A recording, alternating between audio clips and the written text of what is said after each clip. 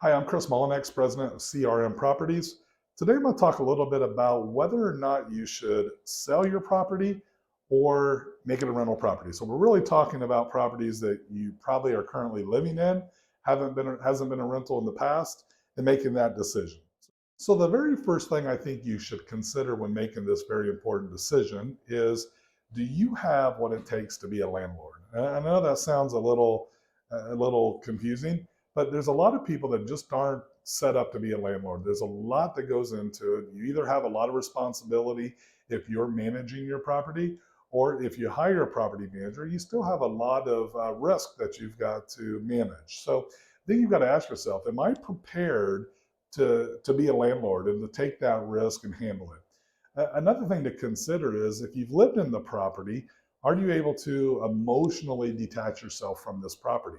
If you've lived there for many years and you've taken care of it and you grew a family there, it may not be real easy for you to let go and let somebody else go live in your house. So you're going to want to ask yourself that question and make that decision. Another important thing to consider is the financial aspects of being a landlord. So there's some great financial perks, and then there's some potential financial risk that you've got to take. So I always ask clients that, are you financially prepared to be a landlord? Do you have the financial stamina to be a landlord? And I think that's an important question to ask yourself. Yeah, sounds great. I'm going to get rental income, but that comes with some risk. It comes with risk of, maybe I won't get rental income this month. Maybe I'll have to make repairs. Maybe my resident will move out early. Am I going to be able to afford it? If something goes wrong with my property in the middle of the night, am I prepared to make that repair? So that's something to give a lot of consideration to. The next thing to consider is going to be your property. And I think it's important to really get to know your property and determine, is this going to be a good rental property? Who's going to want to rent my property? Is this an average rental? Is this above average? Is this a below average rental? You want to really get to know the property and know what kind of person is going to rent it.